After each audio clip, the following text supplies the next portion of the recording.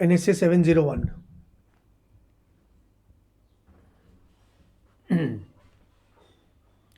अगर 700 सीरीज अगर मैं 700 सीरीज की बात करूं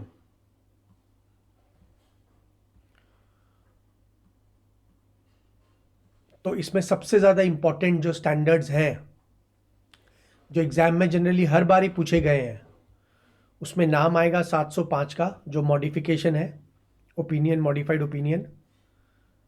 आपको आएगा 701, भर भर के पूछे जा रहा है। और एक 706 जो है, emphasis on matters, other matters. ये 3 स्टैंडर्ड इसमें खासा इंपॉर्टेंट है। देखा गया है कि एग्ज़ाम में ज़्यादातर केस में हर बारी इसके ऊपर से क्वेश्चंस पूछे जा रहे हैं। तो मॉडिफाइड ओपिनियन के ऊपर क्वेश्चंस रहेंगे, जो 705 है। 701 की ऑडिट मैटर जो इस क्लास पे अपने कर रहे हैं, और 706 है emphasis on other matters, EOM बोल के जो आपका स्टैंडर्ड है। तो जो आज क्लास में करवा रहा हूँ 701 की ऑडिट मैटर्स, थोड़ा ध्यान से करना है, थोड़ा टेक्निकल है, बट अपने कंसेप्चुअली करेंगे तो वो क्लैरिटी आएगी, और उसके बाद मेरे हिसाब से एग्ज़ाम में जो क्वेश्चंस आते हैं वो आप अटेम्प्ट कर पाओगे। मैं पहले भी बताया था पहले वीडियोस में कि मैं जो भी स्टैंडर्ड्स वगैरह करा रहा हूँ, साथ साथ अपने ये भी ट्राई करेंगे कि उसके पास्ट एग्जाम क्वेश्चंस को डिस्कस कर ले क्लास में ही। पहले वो कंप्लीट कर ले, चैप्टर हो या स्टैंडर्ड हो, और उसके बाद में अपना पास्ट एग्जामिनेशन क्वेश्चंस अगर डिस्कस कर लेते हैं तो उससे क्या होता है कि आपका एग्जाम वाला प्रिपरेशन होता है। मैं फिर से बोलूंगा ये बात कि सबसे बड़ी प्रॉब्लम ऑडिट में होती है how you present your answers. There is a specific way of presentation. Expert knowledge expectation है आपसे ऑडिट में, आप एवरेज जनरल नॉलेज लेके जाते हैं आंसर जब करते हैं, इसलिए आपको मार्क्स इसमें मिलते नहीं है। तो जब आप कंसेप्चुअली कुछ करते हैं, साथ साथ पास्ट एग्जाम क्वेश्चन भी कर लेना चाहिए कि इस टॉपिक से, इस स्टैंडर्ड से या इस चैप्टर से किस टाइप के क्वेश्चन पूछे जाते हैं, ताकि आप जैसा सजेस्टेड है, जैसा चाहते हैं आपकी इंस्टीट्यूट आईकैन, वैसे ही आंसर आप कर सकें। तो जो 700 स्टैंडर्ड है इसका, वो बेसिकली ओपिनियन के बारे में है। 700 पढ़ाते वक्त मैंने बोला था कि 2 बात ही खास होती है 700 में। एक तो होता है कि FRF के बारे में जो मैंने बहुत डिटेल डिस्कशन किया है, फाइनेंशियल रिपोर्टिंग फ्रेमवर्क कितने टाइप के होते हैं, और दूसरा होता है कि फॉर्म ऑफ ऑडिट रिपोर्ट, एक कंटेंट, एक ऑडिट रिपोर्ट के अंदर क्या क्या जाएगा। उसमें एक पैराग्राफ रहता है स्पेशली KAM को लेके। तो KAM की ऑडिट मैटर्स,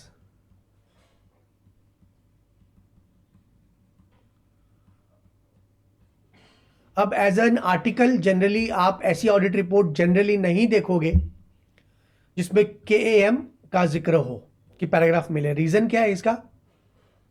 क्योंकि KAM फिलहाल लिस्टेड कंपनीज के लिए ही मैंडेटरी है, फॉर लिस्टेड कंपनीज।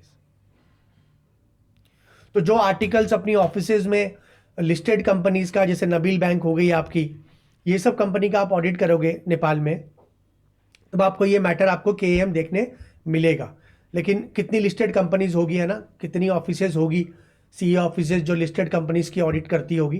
तो इस चक्कर में जनरली आप देखते हैं कि एज एन आर्टिकल, जैसे मेरे को भी मेरी आर्टिकल लाइफ में मैंने एक भी ऑडिट रिपोर्ट ऐसी नहीं पढ़ी थी या ऑडिट की थी, या मैंने खुद, है ना, ऑडिट करके उसमें पैराग्राफ को ऐड किया था KAM, क्योंकि लिस्टेड कंपनीज की ऑडिट मैंने नहीं की थी।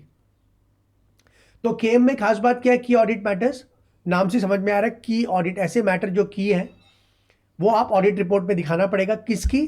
जो लिस्टेड कंपनीज है। दूसरा, जो लॉज और रेगुलेशन आपको बोलता है कि आपको दिखाना है तो आप दिखाएंगे, अदरवाइज नहीं। हाँ, मान लीजिए आप कोई छोटी मोटी एंटिटी का भी ऑडिट कर रहे हैं, आपको लगता है ये की ऑडिट मैटर है, आपकी मर्जी है, आप दिखा सकते हैं, आपको मना नहीं है। की ऑडिट मैटर दिखाना आपको मना नहीं है। हाँ, लेकिन लिस्टेड अगर कंपनीज है तो उसमें होना ही पड़ेगा। अगर अदर लॉज या रेगुलेशन आपको बोलता है कि आपको ये मेंशन करना पड़ेगा KAM का पैराग्राफ आपके ऑडिट रिपोर्ट में, तो वो भी आपको मेंशन करना पड़ेगा। इसके लिए जनरली आप देखते हैं एज एन आर्टिकल, हम जनरली KAM वाला पैराग्राफ की ऑडिट रिपोर्ट जनरली हमारे समक्ष नहीं आती है। अब मैं पहला स्टैंडर्ड हमेशा बोलता हूं 260 करना चाहिए। 260 स्टैंडर्ड क्यों करना चाहिए?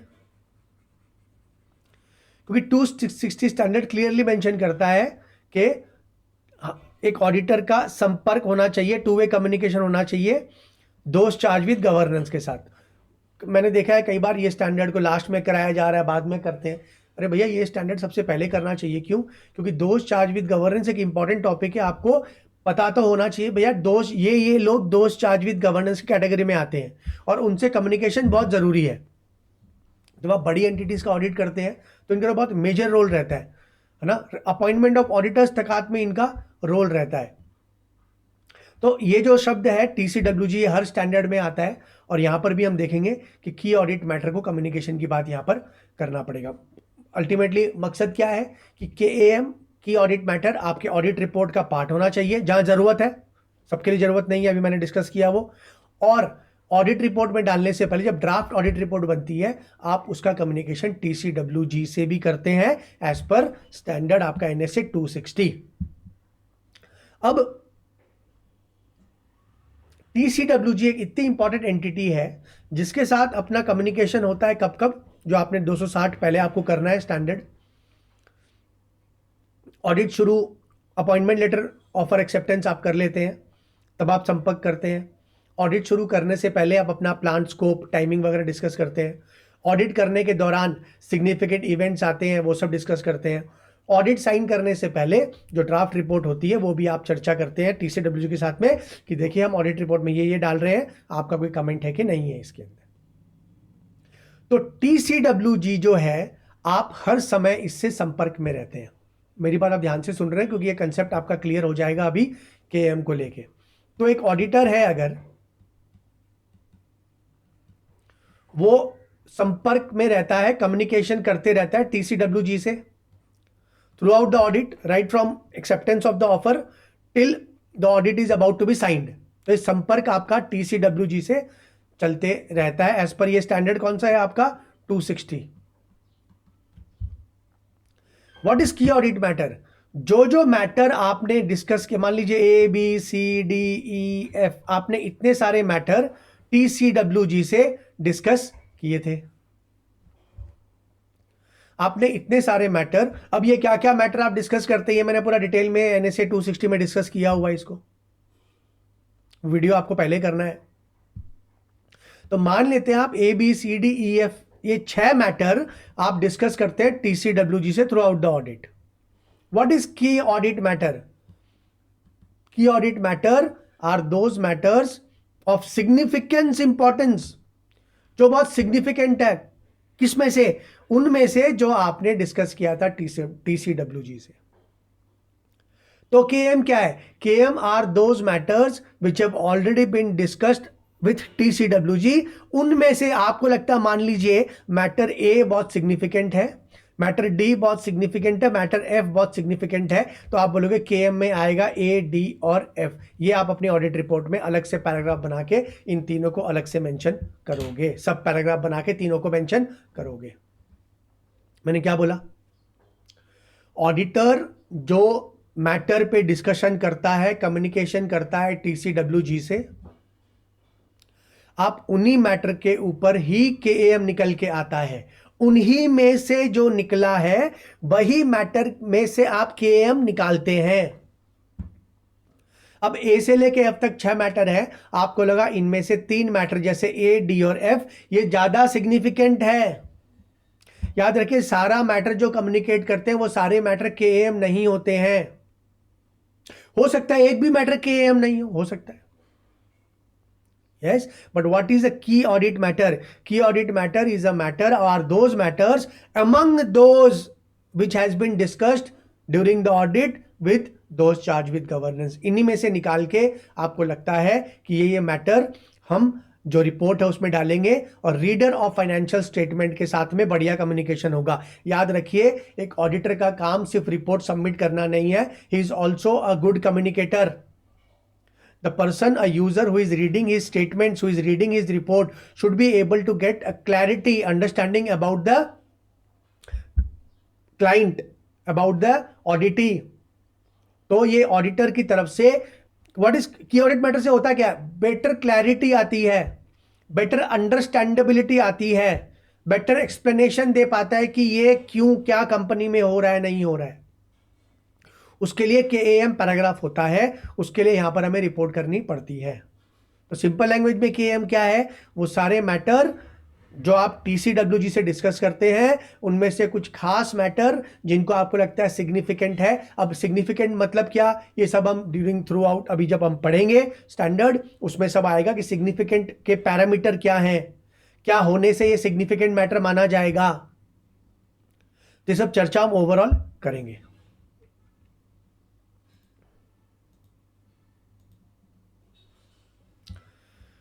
सात सौ एक, communicating key audit matter in the independence auditors report. तो किस तरह से कम्युनिकेशन होगा, what is the purpose of communicating के, मैंने भी बताया ये एक ट्रांसपेरेंसी, क्लैरिटी, अंडरस्टैंडेबिलिटी लेके आता है रीडर को जो पढ़ता है आपके फाइनेंशियल स्टेटमेंट्स को। NSA 701 और इंपॉर्टेंट है स्टैंडर्ड, ध्यान से कर रहे हैं, मैंने 3 स्टैंडर्ड को ज्यादा इंपॉर्टेंट बोला, फिर से बोल रहा हूं, आ सकता है कोई भी, बट देखा गया एग्जाम में 705 जो मॉडिफिकेशन की बात करता है, मॉडिफाइड ओपिनियन, 701 जो कि की ऑडिट मैटर जो अभी पढ़ रहे हैं, और 706 emphasis on other matters and other matters, इसके ऊपर चर्चा हम करेंगे आगे वीडियोस में। ये 3 खासा इंपॉर्टेंट एग्जाम में ज्यादातर केस में देखा गया, हर एग्जाम में कोई ना कोई एक क्वेश्चन आपको इसमें से फंस जाता है। 701 or the standards on auditing is about an auditor's responsibility to communicate key audit matters in their report। तो हमारी responsibility बनती है भैया रिपोर्ट में डालने की, कम्युनिकेट करने की। It covers the auditor's judgement on, याद रखिए जजमेंट ही होता है अल्टीमेटली, आपका जजमेंट, आपका एक्सपीरियंस, आपका जजमेंट ही डिसाइड करता है क्या मैटर आपको की लगता है, सिग्निफिकेंट लगता है, क्या मैटर आपको रिपोर्ट में दिखाना है। What to communicate and the form and content of that communication। The purpose क्या है कम्युनिकेशन का, improve the auditors reports communicative value, उसकी वैल्यू बढ़ जाती है। क्यों, क्लैरिटी आती है, एक्सप्लेनेशन आता है, डिस्क्रिप्शन आता है, डिटेलिंग हो जाती है। जिन बातों में, जिन चीजों में डिटेलिंग होती है उसकी वैल्यू ज्यादा होती है, तो ऑडिटर रिपोर्ट का वैल्यू बढ़ जाता है, कम्युनिकेटिव वैल्यू बढ़ जाता है। Provide more transparency about how the audit was performed, आपको ट्रांसपेरेंसी प्रोवाइड करेगा। वही बात है, पढ़ने वाले को लगेगा एकदम ट्रांसपेरेंट है, हमें सब बताया जा रहा है कि ऑडिट कैसे परफॉर्म हुई थी। Provide additional information to the intended user of the financial statement, additional चीजें जाती है, वही डिटेलिंग वाली बात होगी। और लास्ट में help them understand the matter that the auditor deemed most significant for the current periods audit. याद रखिए करंट पीरियड के मामले ही केएएम में जाते हैं, पुराने सालों के मामले आप इसमें नहीं डाल सकते हैं। केएएम में करंट पीरियड की ऑडिट करते हैं, उसी के बारे में जो मैटर सिग्निफिकेंट है वो जाएगा।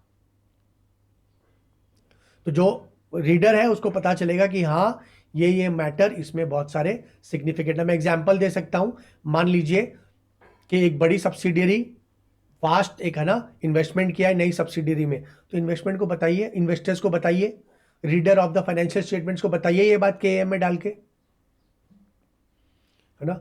आप रिलेटेड पार्टी के साथ में बहुत बड़ा ट्रांजैक्शन हुआ है, आप इसको अलग से केएम में मेंशन करिए। नीचे एग्जांपल मैंने दिए हैं केएम के क्या क्या आएंगे इसके अंदर, काफ़ी जो नोट्स है ना काफ़ी डिटेल्ड है, जहाँ एग्जाम्पल की ज़रूरत है वहाँ एग्जाम्पल भी प्रैक्टिकल लाइफ के दिए गए हैं।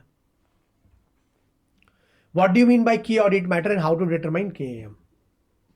ऑडिट मैटर होता क्या है, केएम की ऑडिट मैटर, और उसको डिटरमाइन करने के क्या क्या तरीके हैं। Those matters that in the auditor's professional judgment were of most significance in the audit of financial statements of the current period। फिर से वही बात, मेरे को लगता है ये सिग्निफिकेंट है, मैंने एग्जांपल दिया, सब्सिडियरी के एक सब्सिडियरी आपने एक्वायर की है, बड़ा इन्वेस्टमेंट किया है, रिलेटेड पार्टी के साथ में आपने बहुत बड़ा ट्रांजैक्शन किया है, ये सारी बातें कहाँ आएगी, केएम में आप मेंशन करना पड़ेगा। Key audit matters are selected from matters communicated with those charged with governance। मैंने शुरू में आपको बताया जो मैटर आप TCWG के साथ में डिस्कस करते हैं उन्हीं में से निकाल के की ऑडिट मैटर है, उन्हीं में से निकला हुआ सबसे ज्यादा सिग्निफिकेंट है वही की ऑडिट मैटर है। की ऑडिट मैटर कितने हो सकते हैं, कोई गिनती नहीं है, एक भी हो सकता है, 2, 10, 20, 30, 40, कोई काउंट नहीं है कि 2 होने पड़ेंगे, 3 होने पड़ेंगे, नहीं भी हो सकते हैं है ना, हो सकता है की ऑडिट मैटर हो भी नहीं है तो भी आपको मेंशन, लिस्टेड कंपनी से तो मेंशन करना पड़ेगा क्यों नहीं है।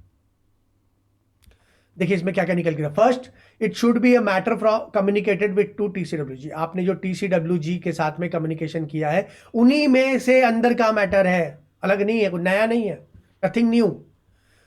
रिक्वायर्ड सिग्निफिकेंट ऑडिटर अटेंशन, जहां हमें मेहनत करनी पड़ी, जहां हमारा अटेंशन गया, जहां हमने एफर्ट पुट किया ऑडिट करते वक्त। तीसरा, it should be of most significance. Most significance क्या होता है, नीचे मैंने एग्जांपल के साथ दिया गया, मैंने अभी 2-3 एग्जांपल भी दिए। सब्सिडरी में इन्वेस्टमेंट, है ना, रिलेटेड पार्टी के साथ में बड़ा transaction. It should be from audit of current period, current period में से ही होना चाहिए, पुराने पीरियड की बात नहीं हो रही है। The purpose of communicating key audit matter is to enhance the communicative value of the auditor. मैं ऊपर बता चुका हूं इसको अलग से पॉइंट में, by providing transparency about the audit that was performed. Additional information भी मिलती है यूजर ऑफ फाइनेंशियल स्टेटमेंट्स को। Examples of KAM, impairment of property, है ना, काम की नहीं रही प्रॉपर्टी, अभी वैल्यू कम गया है, बड़ा कॉन्ट्रैक्ट हुआ है, केएम में आएगा। रेवेन्यू रिकॉग्निशंस की बात केएम में आएगी।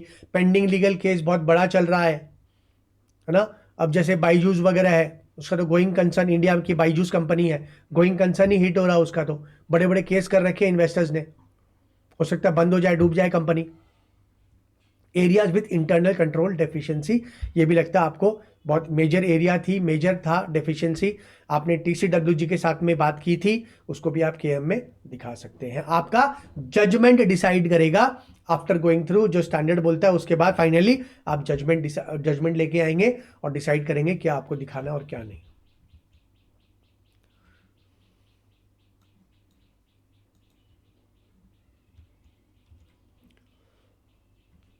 Consideration to determine KM,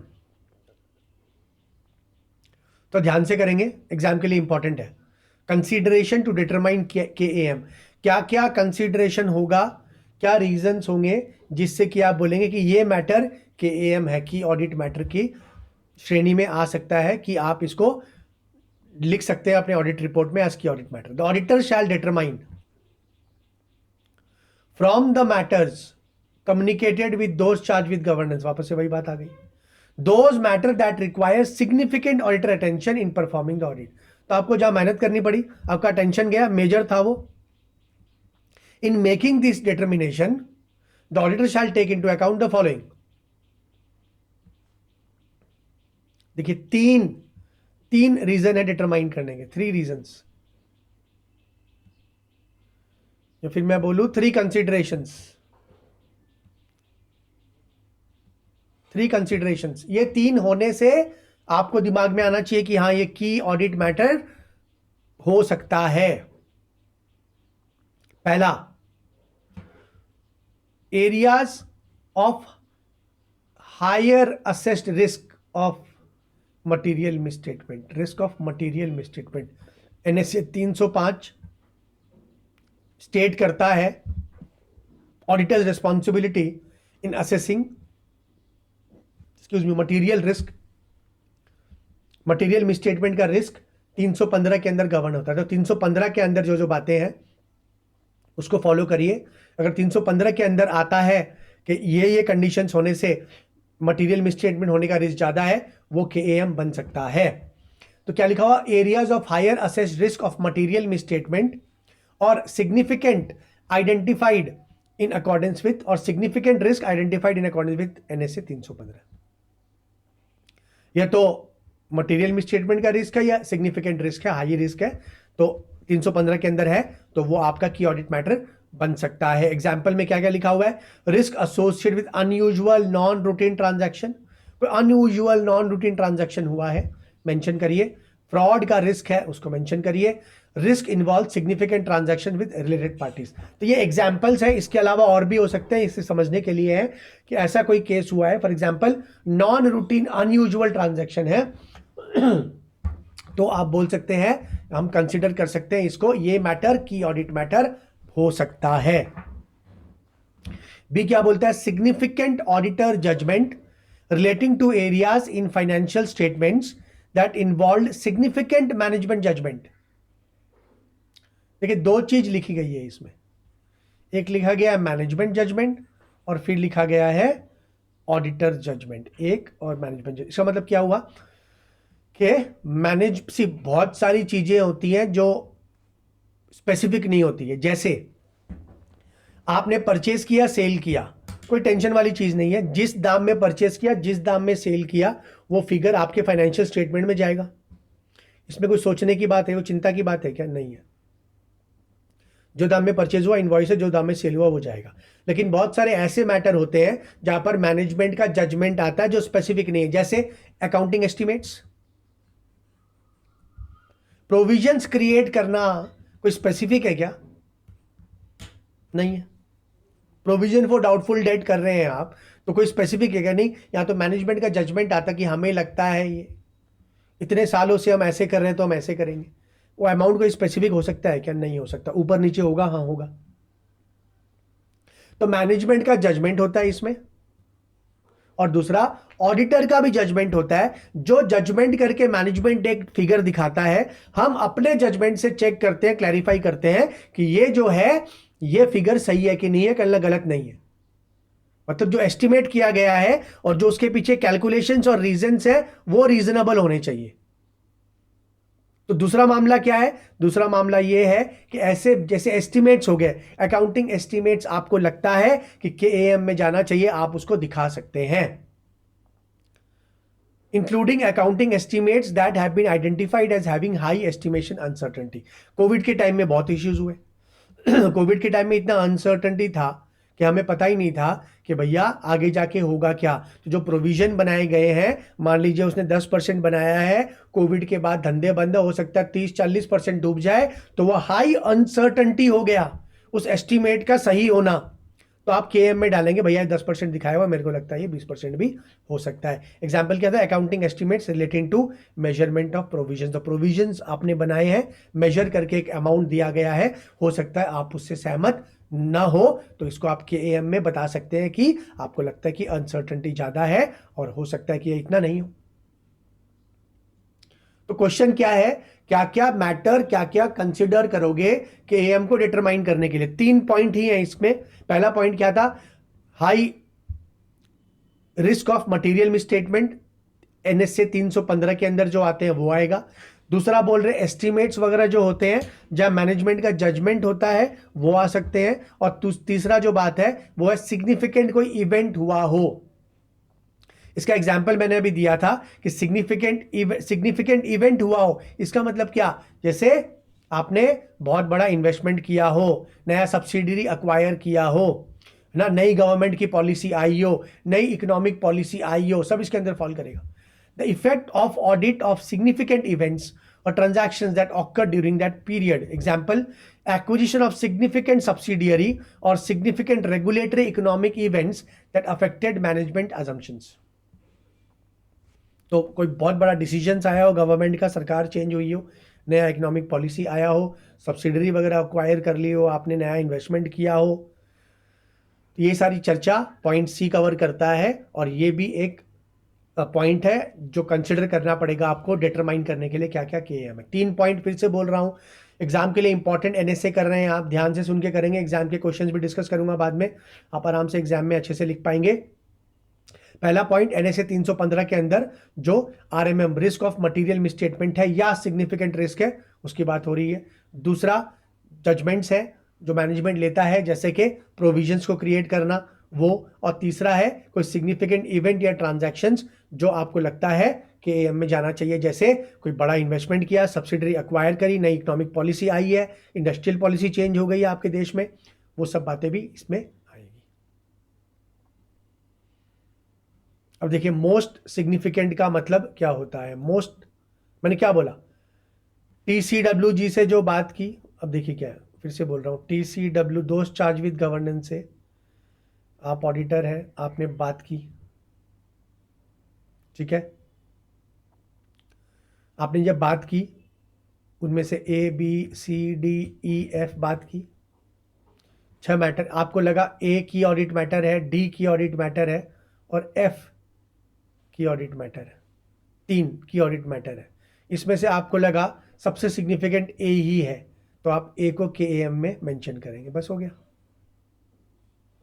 ABCDEF, 6 में से 3 आपको लगता है KM हो सकता है। उसके बाद आप डिटरमाइन करिए ये तीनों पॉइंट से, आपको लगता है इन तीनों पॉइंट के हिसाब से सिर्फ ए मैटर ऐसा है जो कि बहुत सिग्निफिकेंट है, मैं इसको ऑडिट रिपोर्ट में है ना शेयर करूंगा, दिखाऊंगा, आप सिर्फ मैटर ए दिखाएंगे।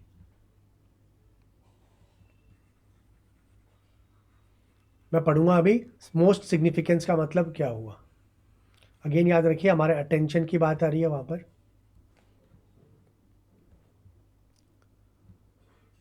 The auditor shall determine which of the matters determined in accordance with above points were of most significance in the audit of the financial statements of the current period and therefore are key audit matters. तो जो सबसे significant लगे आपको वो डालने हैं, छोटे मोटे मैटर मत डालिएगा, कंफ्यूज क्रिएट करेगा यूजर ऑफ फाइनेंशियल स्टेटमेंट को और कंफ्यूजन होगा कि क्या जरूरत थी। जो आपको लगता है मोस्ट सिग्निफिकेंट है वही जाएगा इसके अंदर।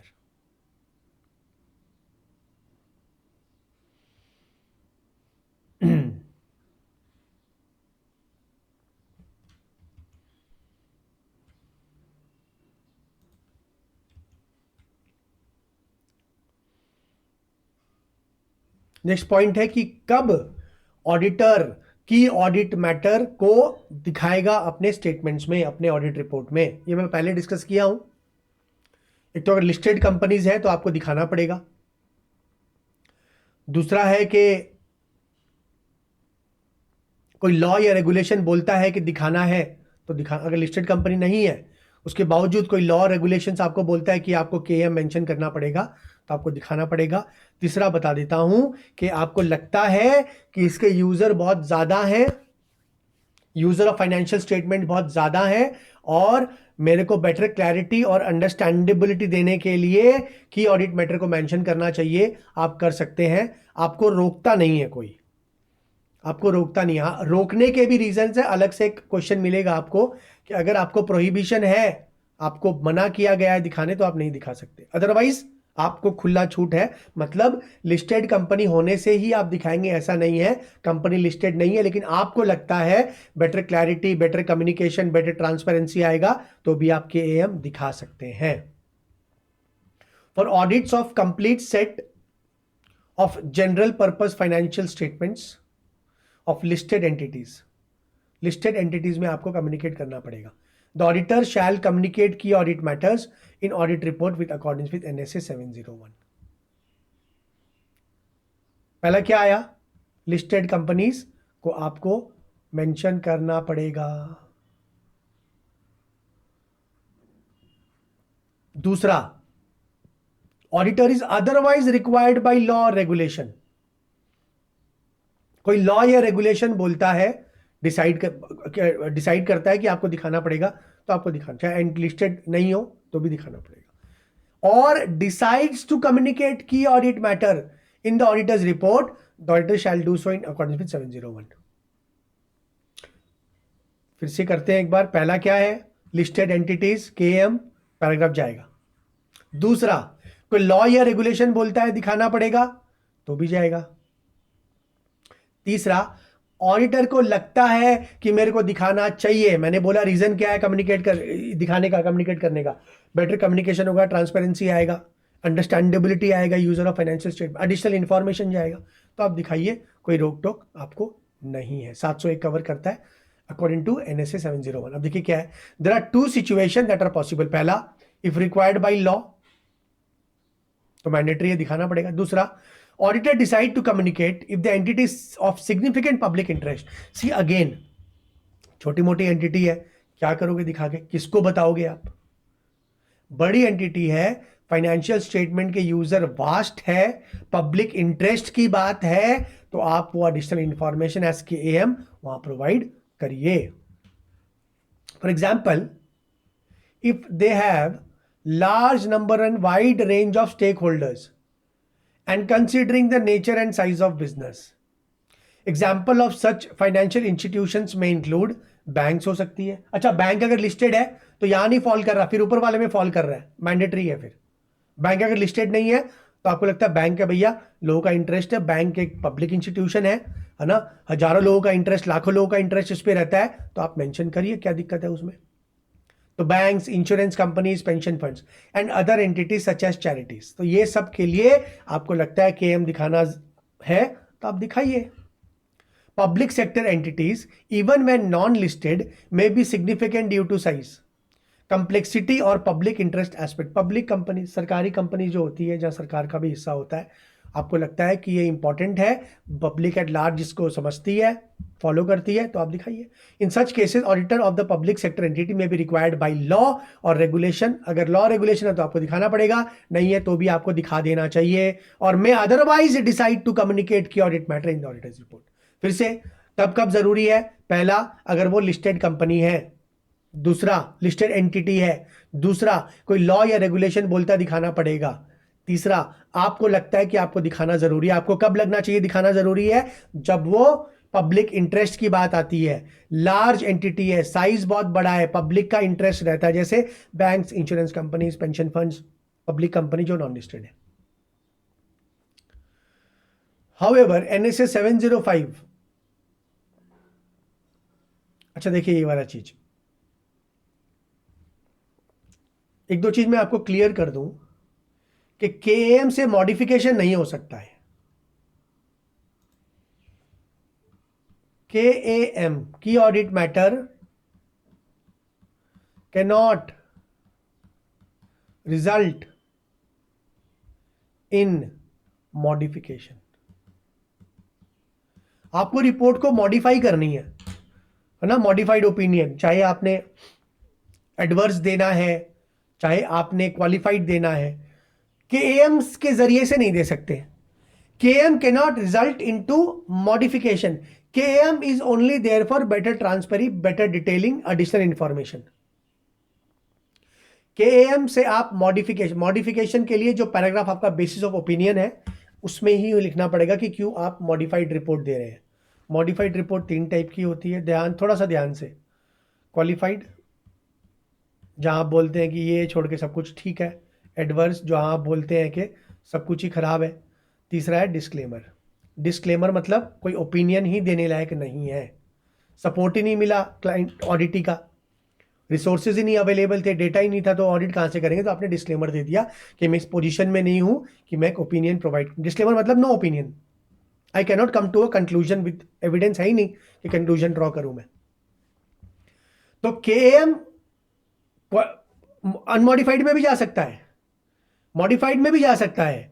मतलब क्वालिफाइड रिपोर्ट में KM जा सकता है, हां, लेकिन वो क्वालिफिकेशन KM की वजह से नहीं होनी चाहिए. आप समझ रहे हैं मेरी बात को? मॉडिफिकेशन के रीजन और कुछ होने चाहिए. KM में जो पॉइंट मेंशन है वो मॉडिफिकेशन के कारण नहीं हो सकते. KM तो बस एक पैराग्राफ है जो एडिशनल इंफॉर्मेशन प्रोवाइड करता है. KM से मॉडिफिकेशन नहीं हो सकता रिपोर्ट का. आप ये नहीं बोल सकते KM में because of this I have qualified the report ना. तो KM क्वालिफाइड रिपोर्ट में जाएगा, KM एडवर्स रिपोर्ट में जाएगा, बट डिस्क्लेमर में KM कभी भी नहीं जाता है. अरे आपने जब ऑडिट ही नहीं किया ठीक से, आप ओपिनियन देने के लायक ही नहीं है, आपके पास कोई कंक्लूजन ही ड्रॉ नहीं किया आपने कि ये ओपिनियन दूंगा मैं, तो KM की चर्चा कभी हो सकती है क्या? नहीं हो सकती है. जब ओपिनियन ही नहीं है तो की ऑडिट मैटर की बात कहां से आती है? तो KM आप डिस्क्लेमर ओपिनियन जब आप देते हैं, डिस्क्लेमर रिपोर्ट जब आप देते हैं, उसमें KM की जगह नहीं है. बाकी सारे केस में की ऑडिट मैटर की चर्चा की जा सकती है. देखिए क्या लिखा हुआ है, NSA 705 revised prohibits the auditor from communicating key audit matter when the auditor disclaims an opinion on financial statements. इसका मतलब क्या हुआ? वो चार्ट आपने लिखना होता है, आपने कॉपी या नोट्स लेके बैठे होते हैं, खाली सुनना नहीं होता, लिखना भी होता है. क्या बोल रहा हूं मैं? Qualified report yes KM possible, yes adverse yes KM possible, disclaimer में KM नॉट पॉसिबल.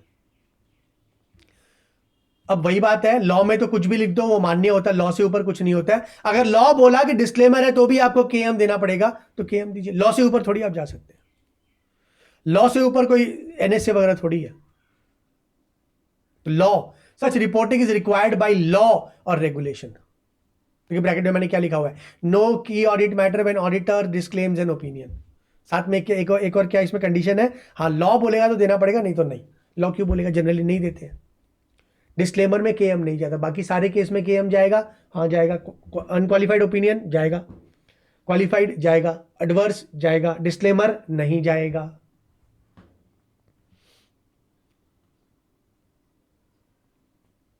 क्लियर होना चाहिए। फिर से रिपीट कर देता हूं, लिस्टेड एंटिटीज यस, जहां लॉ रेगुलेशन बोलता है यस। तीसरा, जहां ऑडिटर को लगता है जाना चाहिए, यस। ऑडिटर को कब लगना चाहिए, कब लगता है, जब बड़ी एंटिटी हो, साइज बड़ा हो, पब्लिक इंटरेस्ट की बात हो, यूजर्स उसके फाइनेंशियल स्टेटमेंट के बहुत ज्यादा हो, ऐसे केस में आपको दिखा देना चाहिए कि ऑडिट मैटर। आपकी मर्जी है, कोई लॉ नहीं है, तो कोई आप पर जबरदस्ती नहीं है।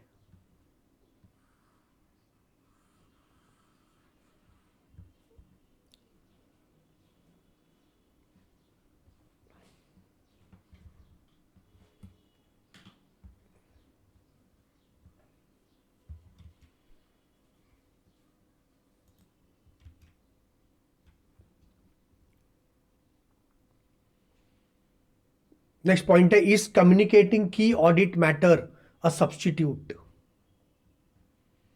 क्या ये एक सब्स्टिट्यूट है, किसका सब्स्टिट्यूट? फॉर एग्जाम्पल, मैनेजमेंट को कुछ डिस्क्लोज करना था, मैनेजमेंट को कुछ डिस्क्लोज करना था। मैनेजमेंट बोलता है कि मनोज जी आप तो दिखाई रहे हैं इसको की ऑडिट मैटर में, तो मैं डिस्क्लोज नहीं करूंगा। ऐसे चलेगा क्या? ना। This does not take away the responsibility of the management to disclose in their financial statement something that was suppose to be disclose by them. आप उससे पीछे नहीं हट सकते। ठीक है। दूसरा, क्या ये सब्स्टिट्यूट है क्या मॉडिफाइड ओपिनियन देने का? आप बोल सकते हो क्या मैं इसके थ्रू से मॉडिफाइड ओपिनियन कर दूंगा? आप ये भी नहीं कर सकते। तो ये मैं पहले डिस्कस किया हूं, ये वाले पॉइंट को देखिए, बहुत सिंपल है। नॉट अ सब्स्टिट्यूट, क्या लिखा हुआ है देखिए, नॉट अ सब्स्टिट्यूट, सब्स्टिट्यूट नहीं है। Communicating key audit matter in the report of the auditor is with respect to an auditor having formed his or her opinion on financial statements overall. However, communicating the key audit matter in auditor's report is, देखिए 1 2 3 4 point लिखे गए हैं। पहला क्या बोल रहा है? Not a substitute for disclosure of in financial statements that relevant financial reporting framework, जो भी एफआरएफ एप्लीकेबल है आपके लिए, वो नेसेसिटेट्स मैनेजमेंट टू मेक और which are otherwise essential for achieving fair presentation. Management की रिस्पॉन्सिबिलिटी पीछे नहीं आती है।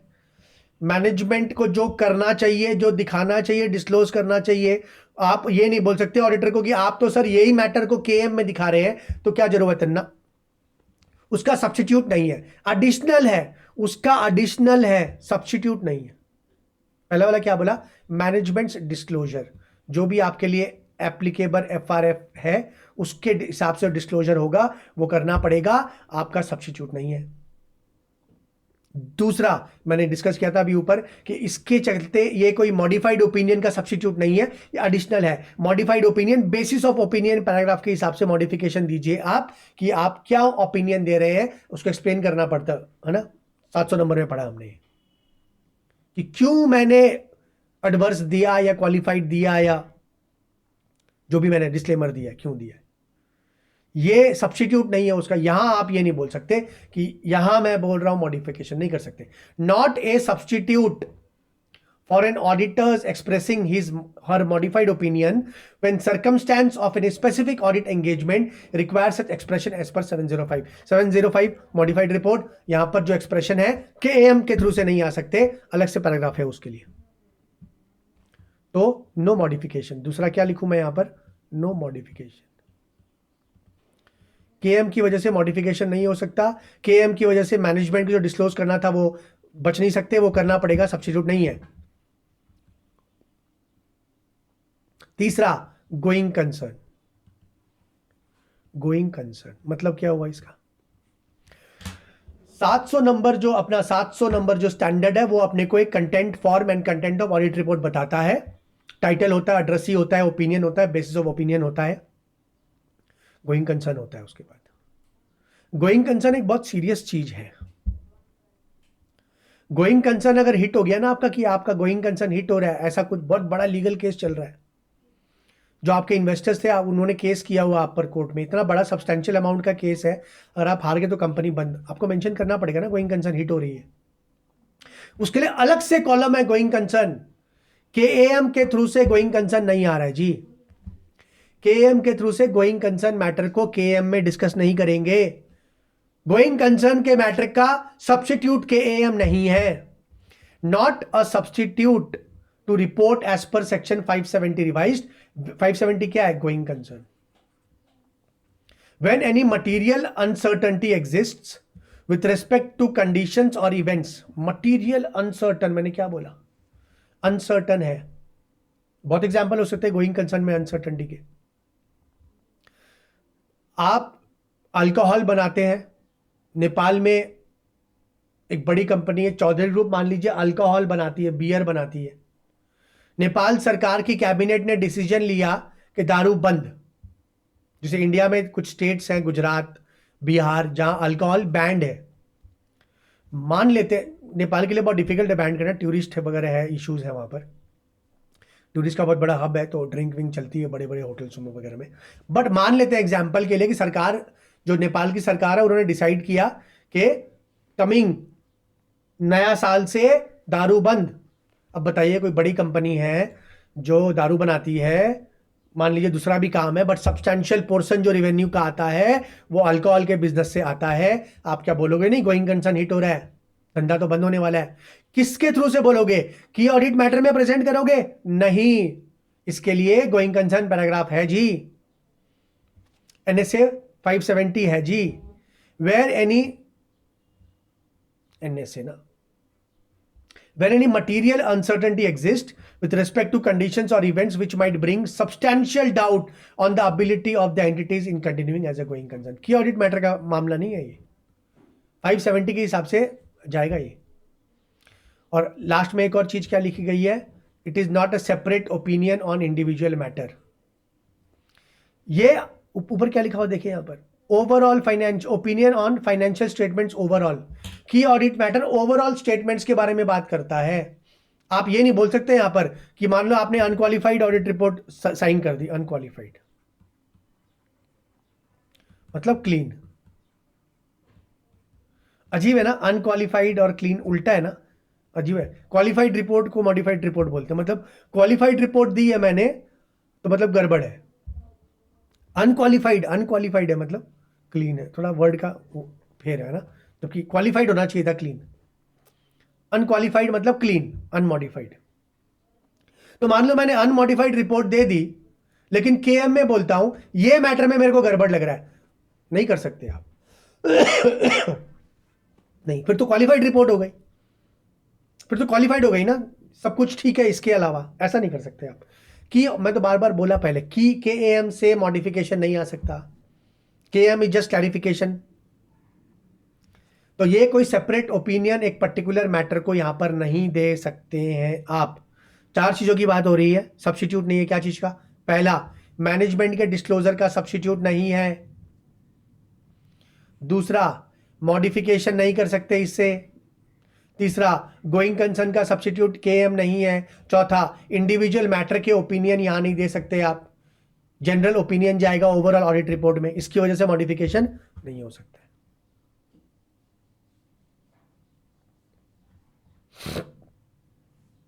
How to communicate KAM in audit report.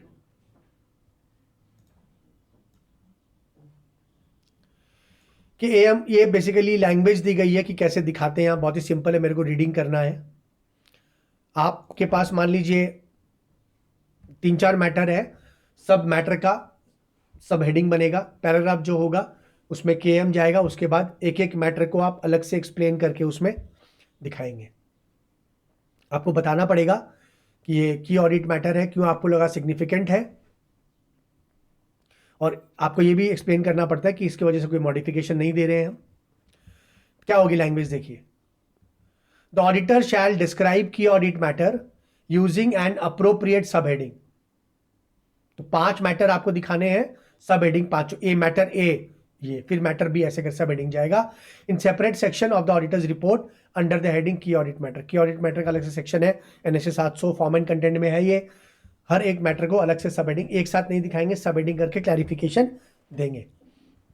The introductory language in this section of the auditor's report shell state that, ये दो ना, ये जो दो स्टेटमेंट है यहां पे, दीज आर जनरल स्टेटमेंट्स, ये जनरल है। इसका मतलब क्या हुआ, कोई भी KM देने से पहले ये दोनों आपको देने ही पड़ेंगे, बाय डिफॉल्ट है ये बाय डिफॉल्ट जाएगा। KM शो करने से पहले, KM अगर आपको पोस्ट करने हैं अपने ऑडिट रिपोर्ट में, जगह बनानी है, उससे पहले आप ये दोनों स्टेटमेंट को बाय डिफॉल्ट लिख देंगे, कॉपी पेस्ट कर देंगे। पहला क्या है, की audit matters are those matters that in auditor's professional judgment were of most significance in the audit of the financial statements of the current period। पहले आप क्या बोल रहे हैं कि ऑडिट मैटर वो है जो बहुत सिग्निफिकेंट लगे हमें, अदरवाइज नहीं आते। ये कॉपी पेस्ट है, ठीक है ना, कॉपी पेस्ट है, डिफॉल्ट है ये। दूसरा, these matters were addressed in the context of the audit of the financial statements as a whole। ऊपर पढ़ गया है ना, हम सेपरेट ओपिनियन नहीं दे रहे हैं कोई मैटर को। KM cannot be used to give a separate opinion on a certain matter, नहीं दे सकते, वही आप यहां लिख रहे हो। And forming the auditor's opinion thereon and the auditor does not provide a separate opinion on these matters. KM से आप सेपरेट मैटर को ओपिनियन नहीं दे रहे हो। क्यों लिखते हैं आप, क्यों लिखते हैं ऐसा आप?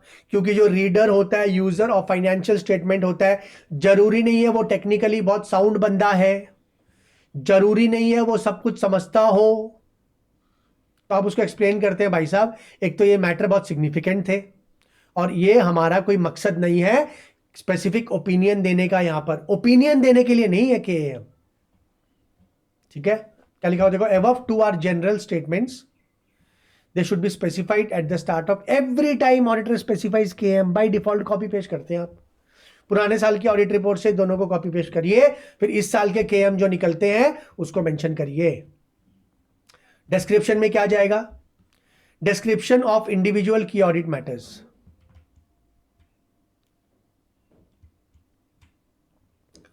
The description of key audit matter in the key audit matter section of the audit report shall include a reference to the related disclosure। तो जो भी ऑडिट रिपोर्ट में, कहीं मान लीजिए आप पेज नंबर 10 में ऑडिट रिपोर्ट में डाल रहे हैं ये चीज, और पेज नंबर 15 में जो डिस्क्लोजर था जिसको आप KM मान रहे हैं, आप बोलेंगे कि रेफरेंस मेरा पेज नंबर 15 में ये मैटर में जा रहा है। If any in the financial statements and shall address क्या क्या, why the matter was considered to be the most significance in the audit and therefore determined to be key audit matter. आपको ये भी बताना पड़ेगा कि क्यों, मतलब आप एड हॉक बेसिस में किसी, नो एड हॉक, क्या बोल रहा हूं मैं, नो एड हॉक, आपके ऊपर लायबिलिटी रिस्पॉन्सिबिलिटी थी कि AM मेंशन करने का, तो आपने क्या किया, बस KM दिखा दिया, नहीं कर सकते, एड हॉक नहीं है। आपको एक्सप्लेन करना पड़ेगा कि क्यों आपको लगता है कि ये मैटर आपको लिए सिग्निफिकेंट था, आपको रीजन भी देने पड़ेंगे। Why the matter was considered to be one of the most significant in the audit and therefore determined to be key audit matter। आपको बताने, रीजन देना पड़ेगा क्यों key audit matter क्यों लिया आपने। How the matter was addressed in the audit, और आपने ऑडिट करते वक्त इस मैटर को कैसे एड्रेस किया। कोई फ्रॉड आ गया, रिलेटेड पार्टी के ट्रांजैक्शंस थे बड़े, नया एक्विजिशन किया, आपने दिखाया उसमें एक्विजिशन हुई है और आपने ऐसे ट्रीट किया इसको, ये भी आपको बताना पड़ेगा। नेक्स्ट पॉइंट अगेन एग्जाम में आने लायक है कि कब की ऑडिट मैटर को कम्युनिकेट नहीं करते हैं। ऊपर हमने क्वेश्चन किया था ना, कब कम्युनिकेट करते हैं, मैं बहुत रिपीट भी कर रहा हूं, बार बार आप समझ रहे हो तो आपको तो याद ही हो जाएगा। कब कब दिखाना पड़ेगा, नंबर 1 लिस्टेड कंपनीज दिखाना पड़ेगा, दूसरा लॉ या रेगुलेशन बोलता है दिखाना पड़ेगा, तीसरा ऑडिटर को लगता है कि मेरे को दिखाना चाहिए तो भी दिखा सकता है। 3 रीजन, एक पहला रीजन लॉ मतलब लॉ रेगुलेशन जिसमें कि आपका लिस्टेड कंपनीज भी आ गया, दूसरा रीजन आपकी मर्जी, ये उसका उल्टा है, कब नहीं दिखाना है। मैंने क्या बोला, लॉ रेगुलेशन से तो ऊपर कुछ है नहीं, तो लॉ ने बोला नहीं दिखाना, मत दिखाइए। लिस्टेड कंपनी से दिखाना पड़ेगा, लिस्टेड कंपनीज है दिखाना पड़ेगा, लिस्टेड में दिखाना पड़ेगा, अदरवाइज लॉ बोलता नहीं दिखाना है, नहीं दिखाइए। The auditor shall describe each key audit matter in the auditor's report unless number 1 law और regulation precludes public disclosure about the matter. Law मना करता है आपको दिखाने के, लॉ ने बोला नहीं दिखाइए, क्या नहीं दिखाइएगा। मैं एग्जांपल दे रहा हूं, एक कंपनी है आपकी, नेपाल सरकार जो है, नेपाल सरकार की एक एजेंसी है, एंटी करप्शन बोल लीजिए, सीबीआई बोल लीजिए, सीआईबी, जो भी करप्शन की एजेंसी है मान लेते हैं, वो इस कंपनी का इन्वेस्टिगेशन कर रही है। अभी क्या चल रहा है इस कंपनी में जी? इन्वेस्टिगेशन। तो अंदर अंदर इन्वेस्टिगेशन चल रहा है, अब ऑडिट हो रही है, ईयर एंड में ऑडिट हो गई, ऑडिट रिपोर्ट बनने जा रही है। कुछ मामले आपको लगा कि ऑडिट मैटर है और आपको लगा मैं दिखाऊंगा, तो जो एजेंसी है, investigation agency, CBI, CIB Nepal की, उनको लगता है ये चीज अगर आप डिस्क्लोज कर देंगे ना इस मैटर को ऑडिट रिपोर्ट में, तो एक एडवर्स रिजल्ट आएंगे इसके, इससे इन्वेस्टिगेशन करने में हानि होगी, इन्वेस्टिगेशन करने में दिक्कत होगी, अड़चन आएगी। तो आपके लिए नोटिस इशू कर दिया, सरकारी कानूनी नोटिस, कि मनोज जी आपको की ऑडिट मैटर नहीं दिखाना है, तो आप नहीं दिखाएंगे। अरे आपको क्या जाता है, लॉ बोलता नहीं दिखाइए मत दिखाइए, आप झगड़ा थोड़ी करेंगे। एग्जाम्पल समझ में आया? मैंने लिखी एग्जाम्पल लिखा भी है। ये सब एग्जाम्पल जनरली आपको किताबों में नहीं मिलते हैं, मैट वगैरह में तो है ही नहीं, मैट वगैरह में तो डायरेक्ट बिल्कुल ही नहीं है। तो मैंने ट्राई किया है कि जब आप रिवीजन भी करें ना तो आपको याद रहे। क्या लिखा हुआ देखो, लॉ और regulation precludes public disclosure about the matter. कोई लॉ या रेगुलेशन है जो मना करता है आपको डिस्क्लोजर करने में कि ऑडिट मैटर को। मैंने एग्जाम्पल दिया अभी आपको,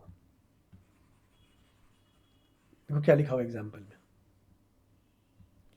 Suppose investigations are going on against company for money laundering, and investigation agency directs auditor not to disclose details as it may affect investigations adversely. In such circumstances, auditor will not disclose. तो उनको लगता है investigation में बाधा आएगी, अड़चन आएगी, उल्टा मतलब निकाल के लेंगे लोग, तो भैया आपके लिए नोटिस इशू करते हैं कि आपकी के एएम को नहीं दिखाएंगे अपने ऑडिट रिपोर्ट में। हम क्वेश्चन उल्टा वाला कर रहे हैं, एग्जाम के लिए इंपॉर्टेंट है ये सारे, वेरी इंपॉर्टेंट स्टैंडर्ड में बोलूंगा एग्जाम पॉइंट ऑफ व्यू से। टेक्निकल है, सुन रहे हो ठीक से तो मेरे हिसाब से पूरा कवर अप यही हो जाएगा आपका। ऊपर पढ़े थे कब कम्युनिकेट करेगा कि एएम, पहला था लिस्टेड कंपनीज, दूसरा लॉ रेगुलेशन बोलता है करने के लिए, तीसरा आपकी मर्जी है आपको करने को लगता है आप करिए। यहां बोलता उल्टा कब नहीं करेगा, पहला जब कोई लॉ रेगुलेशन बोलता है नहीं करना है। मैंने एग्जांपल दिया, कोई इन्वेस्टिगेशन एजेंसी नेपाल में बोलती है नहीं करना है, आपको नोटिफिकेशन इशू करती है तो आप नहीं करेंगे।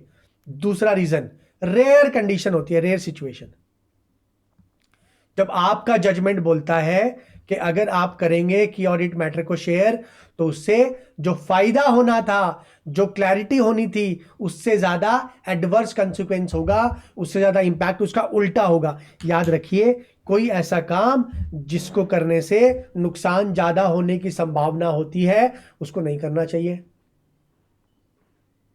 दूसरा रीजन आपका जजमेंट डिसाइड करेगा कि अगर मैं करता हूं तो इससे नुकसान तो नहीं होगा ज्यादा। देखिए क्या लिखा भाई, extremely rare situation, rare circumstance, ये आमतौर पर होता नहीं है। Auditor determines that the matter should not be communicated in the auditor's report because the adverse consequences of doing so would reasonably be expected to outweigh the public interest. जितना फायदा होगा, जितना क्लैरिटी, जितना एक्सप्लेनेशन जाएगा, उससे बेसी confusion और नुकसान करेगा, तो मत दीजिए। एग्जाम्पल भी है मेरे पास, would reasonably be expected to outweigh the public interest benefit of such communication. This shall not apply if the entity has publicly disclosed information about the matter. अच्छा, ध्यान से, this shall not apply if the entity has publicly disclose information about the matter. जिस चीज के बारे में public को पहले से ही पता है, खुद एंटिटी ने, खुद मैनेजमेंट ने पब्लिक में प्रेस कॉन्फ्रेंस करके बोला है, उसके लिए दिखाने में अब क्या दिक्कत है? ठीक बोल रहा हूं ना? जो चीज पब्लिक को पहले से पता है, वो मैटर को आपको लगता है सिग्निफिकेंट है, केएम में आना चाहिए, आप दिखा सकते हैं। जो पब्लिक में नहीं आया हो, आपको इंटरनली पता चला हो, लेकिन आपको लगता है मैं दिखाऊंगा तो इससे नुकसान ज्यादा होगा, तो मत दिखाइए। जैसे देखिए एग्जाम्पल क्या है, mister X was removed as a chairman. अब क्या हो रहा है ना, जो बोर्ड और जो चेयरमैन है उनके बीच में खींचतान चल रही है, उनके बीच में अंदर ही अंदर कलह झगड़े चल रहे हैं।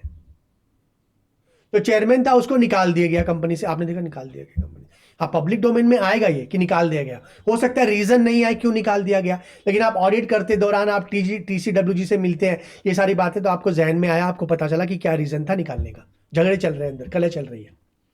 And there will be change in management along with legal tussle between. अब मिस्टर एक्स जो निकाल दिया गया है वो केस करेगा बोर्ड के अगेंस्ट में, कोर्ट में केस जाएगा, आपको पता चल रहा है कि ये तो लीगल टसल होने वाला है। And the board now, this is a big event and make, आपको लगता है ये तो बहुत सिग्निफिकेंट इवेंट है भैया, एक मेजर इवेंट हुआ है जब चेयरमैन को है ना निकाल दिया गया है, अंदर अंदर टसल चल रहा है, चेयरमैन कोर्ट में जाने की तैयारी कर रहा है, बोर्ड और चेयरमैन के बीच में टसल होगा। बट ऑडिटर में डिसाइड नॉट। अब होता क्या है ना, देखो अब मान लीजिए सारी बात पब्लिक डोमेन में है, मान लेते हैं ये सारी चर्चा पब्लिक में टीवी में आ चुकी है, जो चेयरमैन निकला है वो खुद पब्लिक प्रेस कॉन्फ्रेंस कर करके गालियां दे रहा है बोर्ड को, जो बोर्ड के मेंबर है वो प्रेस कॉन्फ्रेंस करके चेयरमैन के बारे में उटपटांग सबूत दिखा रहे हैं, कोर्ट में जाएंगे। हाँ तो आप दिखाएंगे केएम में, तो क्या दिक्कत है, लिखा हुआ था ना ऊपर। अगर एंटिटी ने पब्लिक डिस्क्लोजर खुद ही कर रखा है इस मैटर में तो आप दिखा दीजिए, कहां मना है आपको, नहीं है। लेकिन अगर ये पब्लिक में पूरी तरह से नहीं आया रीजन, चेयरमैन रिजाइन करते ही है, छोड़ के जाते ही हैं, कई बार हेल्थ इश्यूज के लिए जाते हैं, आपको पता कि रिजाइन कर गया, पब्लिक को इतना पता कि रिजाइन कर गया, अंदर का टसल नहीं पता, अगर आप इस मैटर को केएम में दिखाएंगे, हो सकता है कंपनी की इमेज खत्म हो जाए, शेयर मार्केट 50% शेयर गिर जाए उसके महीने 2 महीने के अंदर, 5-10 दिन के अंदर ये न्यूज आए कि कंपनी में अंदर से सब कुछ ठीक नहीं है। तो भैया दूर रहिए ऐसे मामलों से। ऐसे मामलों से क्लैरिटी वगैरह तो नहीं आया, बट क्योंकि सेंटिमेंट मार्केट का हिट कर गया, हो सकता है उससे शेयर प्राइस गिर जाए, इमेज वो बहुत बड़ा धक्का लगे और बहुत बड़ा नुकसान हो जाए कंपनी को, जो कि अदरवाइज नहीं होना चाहिए था। आपका जजमेंट डिसाइड करेगा, ठीक है। तो रेयर केस ही हुआ कि नहीं हुआ, क्या पढ़ रहे हैं हम लोग अभी कि कब कब कम्युनिकेट नहीं करेगा। नंबर 1, लॉ रेगुलेशन आपको प्रोहिबिट करता है, मैंने उसके एग्जाम्पल दे दिए। कोई इन्वेस्टिगेशन एजेंसी बोल रही है मत दिखाइए, बाधा आएगी इन्वेस्टिगेशन में, मत दिखाइए। दूसरा, आपको लगता है कि दिखाने में नुकसान ज्यादा है कि ऑडिट मैटर है ना, इसको ना मेंशन करे तो ये अच्छा है, तो वो बेटर एग्जांपल मैंने दे दिया। X was removed as chairman of public company. There will be change in management along with legal tussle between X and the board. Now this is a big event and may qualify for KAM, but auditor may decide not to give details as it will lead to speculations होगा, ये S missing है, and tarnishing of the image of the said company, उसकी image को धक्का लगेगा, नुकसान होगा। तो भैया कॉमन सेंस प्रिवेल करिए और इसको मत मेंशन करिए। सही है, इजी जा रहा है, ऑलमोस्ट खत्म है। लास्ट एक क्वेश्चन है बस, जो कि हम ऊपर पढ़ चुके हैं, एग्जाम में आने लायक क्वेश्चन है। क्या रिलेशन है ऑडिट मैटर में, ऑडिटर ओपिनियन में और अदर एलिमेंट्स में? भैया ऑडिट मैटर और ऑडिट ओपिनियन में जमीन आसमान का रिलेशन, मतलब रिलेशन नहीं है। Audit matter can not result into auditors opinion, change नहीं हो सकता ओपिनियन आपका। ऊपर था अनक्वालिफाइड और मैटर में बोल दिया ये तो गड़बड़ है, क्वालिफिकेशन नहीं दे सकते। पढ़ के आए ऊपर, एक रीडिंग मात्र करना है। Interaction between descriptions of key audit matters and other elements required to be included in auditor's report. A matter gives rise to modified opinion in accordance with NSE 705 or a material uncertainty relating to events or conditions that may cast significant doubt on the entity's ability to continue as a going concern. तो ऊपर पढ़ के आए ना, वही तो लिखा हुआ है। 705 के अंदर नहीं आ सकता कि ऑडिट मैटर, ऐसा कोई मैटर जो 705 को हिट करे नहीं हो सकता है ना, मॉडिफाइड थोड़ी जा सकता है केएम की वजह से, नहीं। दूसरा, गोइंग कंसर्न हिट करे नहीं जा सकता, 570 के हिसाब से जाएगा। की ऑडिट मैटर में ऐसा कुछ नहीं होना चाहिए जो गोइंग कंसर्न को के कंसेप्ट को चेंज कर दे, हिट कर दे। by nature key audit matters. However, in such circumstance, these matters shall not be described in the key audit matter. दो ही बात लिखी गई है, 705 का मॉडिफिकेशन नहीं हो सकता और 570 का गोइंग कंसर्न को हिट नहीं कर सकता. तो ऐसे मैटर की ऑडिट मैटर नहीं हो सकते. Matter section of auditors report and the requirements of specific disclosure as KM, rather the auditor shall report these matters in accordance with applicable NSA. मतलब मॉडिफिकेशन को 705 में दिखाएगा और गोइंग कंसर्न को 570 के हिसाब से दिखाएगा. Include a reference to the basis of qualified adverse opinion or the materiality uncertainty relating to going concern in the key matters section. Key audit matter not a substitute for expressing modified opinion. ये खाली opinion के बारे में यहां लिख दिया. 705 के अंदर वाला नहीं आ सकता. एडवर्स में तो केएम आ ही नहीं सकता है ना. ये क्या लिखा हुआ है? The auditor shall not communicate matter in the key audit matter section of the auditor's report when the auditor would be required to modify the opinion in accordance with NSA 705 as result of the matter. तो 705 में modify करिए, इसका मामला KM में नहीं आएगा. Qualified under NSA 705 don't include KAM, just give reference. आप ये नहीं बोल सकते कि ये मैटर के लिए KAM दिया, उसके लिए बेसिस ऑफ ओपिनियन है, रेफरेंस दे सकते हैं. दूसरा, एडवर्स ओपिनियन दिया तो KAM में इंक्लूड मत करिए, रेफरेंस दे सकते हैं बस. तीसरा, डिस्क्लेमर, इसमें तो ना रेफरेंस आएगा ना कुछ आएगा. कि अभी चार्ट करके बताया ना, डिस्क्लेमर में KAM आएगा ही नहीं. जब ओपिनियन ही नहीं है तो काहेगा KAM. ये वाला पार्ट 706 का है, आपको यहाँ थोड़ा कम समझ में आएगा मेरे हिसाब से. इसके बाद आप 706 करिए. छोटा स्टैंडर्ड है, काफ़ी डिटेल में भी जा रहा हूँ लेकिन बहुत लंबा भी नहीं खींच रहा हूँ मैं. मेरे हिसाब से पूरा क्लैरिटी होना चाहिए. 706 भी एग्जाम के लिए बहुत इंपॉर्टेंट है. एम्फोसिस ऑन मैटर्स और एम्फोसिस ऑन अदर मैटर्स, ठीक है ना. EMP मतलब EMP हो गया emphasis on matters paragraph, other matter paragraph. If matter of EMP OMP is also KAM, include it in KM. You can highlight more by putting it first in sequence and describing it more. Then no need to put separate EMP OMP. क्या बोल रहा है? अब EMP OMP आप पढ़ेंगे, इसके बाद 700 तो आपको समझ में आएगा वो ज़्यादा जो यहाँ पर बोल रहा है. अगर कोई बात EMP में भी या OMP पैराग्राफ में आ सकती है, ये होता क्या डिटेल में मैं यहाँ डिस्कस नहीं कर रहा हूँ, उसके लिए अलग से NSA है. तो यहाँ पर भी आ सकता है और लगता है KM का मैटर भी हो सकता है. तो किसको प्रायोरिटी दीजिए? KM में दिखाइए उसको. मान लीजिए मैटर A है, आपको लगता है यहाँ पर भी आ सकता है, यहाँ कहाँ जाएगा? KM में जाएगा. उसको KM में दिखाइए, EMP OMP को छोड़ दीजिए. अभी क्या होता है डिस्कस में अभी नहीं बोल रहा हूँ मैं, अलग से NSA में पूरा डिस्कशन है इसका, ठीक है.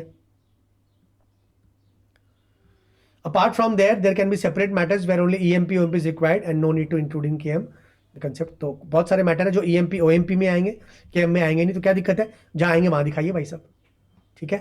तो आई थिंक स्टैंडर्ड इजी है, क्लैरिटी हुई है. टेक्निकल है मैं बोलूँगा क्योंकि ये कंसेप्ट समझ में थोड़ा कम आता है, काफ़ी टेक्निकल लगता है स्टूडेंट्स को. आई होप इससे पूरा क्लैरिटी आया हो. लिख के कर रहे हैं एग्जाम के लिए, मोस्ट इंपॉर्टेंट है ये. इसके बाद जो 706 आएगा वो 705 भी बहुत इंपॉर्टेंट है, ठीक है ना.